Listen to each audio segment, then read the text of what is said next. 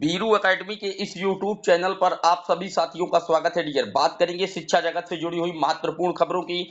सबसे पहले बात करेंगे बिहार की नई प्राथमिक शिक्षक भर्ती पर घमासान देखने को मिल रहा है। बात करेंगे उत्तर प्रदेश में एलटी ग्रेड शिक्षक भर्ती पर बड़ी अपडेट आई है। बात करेंगे बीएड एंट्रेंस रिजल्ट पर भी बात करेंगे। बात करेंगे उत्तर प्रदेश में डीएलएड एग्जाम के जो एडमिट कार्ड है पूरी तरीके से रिलीज कर दिए गए हैं। बात करेंगे बीएड पात्रता विवाद को लेकर के माननीय सुप्रीम कोर्ट में क्या कुछ गतिविधि हो रही है उस पर भी बात करेंगे। लेकिन आगे बढ़ने से पहले जितने लोग चैनल पर पहली बार विजिट कर रहे हैं सब्सक्राइब करके बेल आइकन प्रेस कर दीजिए। डियर, आपकी स्क्रीन पर सबसे पहली जो अपडेट लगी हुई है आप देख सकती हैं।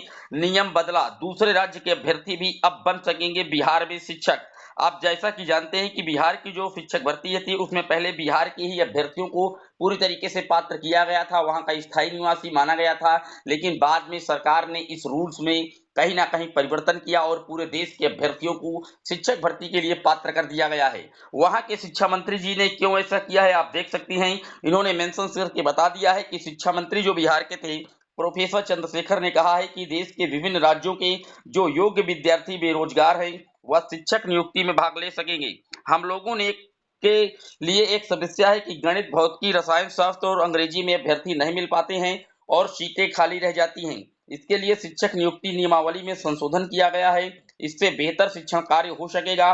उन्होंने इस तरीके से जो है पत्रकारों से बातचीत की है। लेकिन फिलहाल बिहार के जो अभ्यर्थी हैं वो लगातार रोष में हैं और शिक्षा मंत्री जी के पुतले को फूंक रहे हैं और लगातार ये कह रहे हैं कि जो आपने पूरे देश के अभ्यर्थियों को इसमें मौका दिया उसको बंद कीजिए, सिर्फ बिहार के ही अभ्यर्थी इसमें पात्र किए जाएं।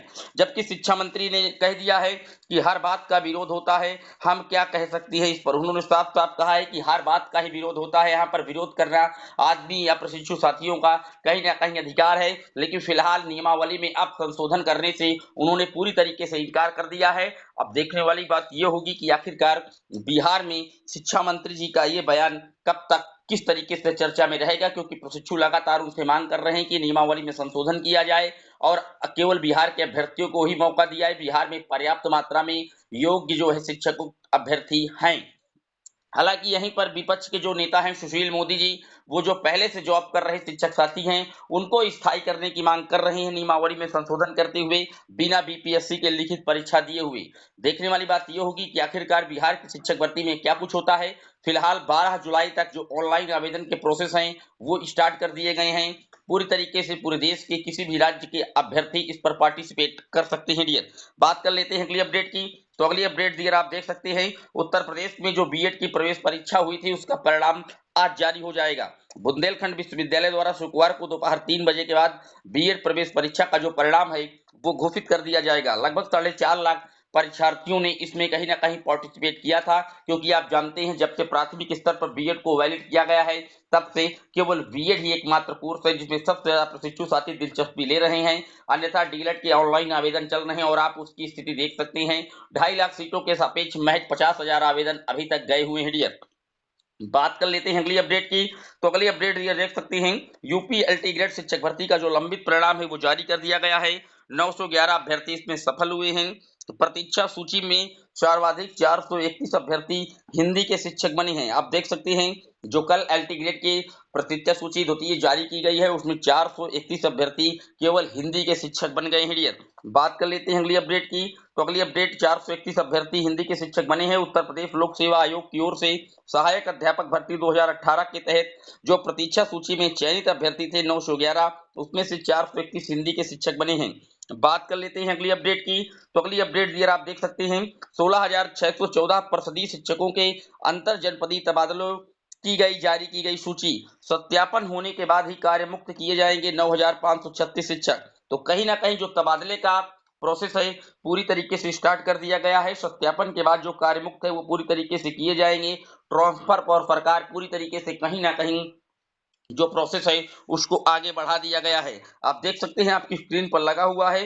बात कर लेते हैं अगली अपडेट की। तो अगली अपडेट डियर आप देख सकते हैं, डीएलएड के जो एडमिट कार्ड है जैसा कि आप जानते हैं कि आने वाली इसी 3 जुलाई से डीएलएड फर्स्ट और थर्ड सेमेस्टर के एग्जाम पीएनपी कार्यालय प्रयागराज के द्वारा संपादित कराए जाने हैं। तो उसके लिए जो फर्स्ट सेमेस्टर के एडमिट कार्ड हैं वो कल देर शाम को रिलीज कर दिए गए हैं। तो आप अपने डाइट या निजी संस्थान में पहुंचकर अपने एडमिट कार्ड ले सकते हैं। आने वाली 3 जुलाई से डीएलएड के प्रथम सेमेस्टर्स के एग्जाम होना प्रस्तावित किए गए हैं डियर।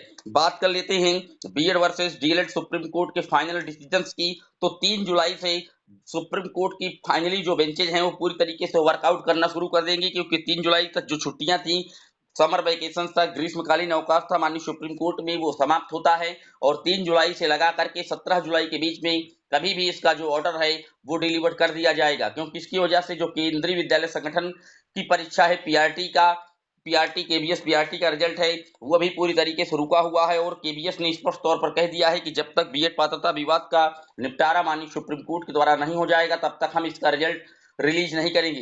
हालांकि अन्य राज्यों की जो शिक्षक भर्तियां हैं वहां पर पूरी तरीके से बीएड पात्र है। बिहार में होने जा रही जो भर्ती प्रक्रिया में ऑनलाइन आवेदन चल रहे हैं, बीएड पूरी तरीके से पात्र किया गया है 6 माह के ब्रिज कोर्स के साथ। देखने वाली बात यह होगी कि माननीय सुप्रीम कोर्ट का जो फाइनल डिसीजन है वो किसकी तरफ आता है। अगर बीएड की तरफ आता है तो निश्चित तौर पर जितने राज्यों में भर्तियां हो चुकी हैं पूरी तरीके से सेफ और सुरक्षित है। केवल राजस्थान की जो शिक्षक भर्ती हुई है वहीं पर विवाद उत्पन्न हो सकता है।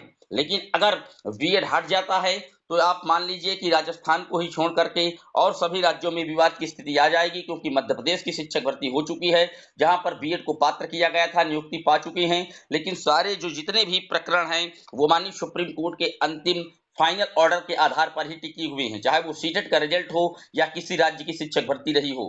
पूरी तरीके से वेट कर लीजिए, जुलाई के प्रथम सप्ताह से लगा करके द्वितीय सप्ताह के बीच में फाइनल डिसीजन हर हाल में माननीय सुप्रीम कोर्ट के द्वारा रिलीज कर दिया जाएगा। कोई सवाल रह गया है कमेंट बॉक्स में मेंशन कर दीजिएगा।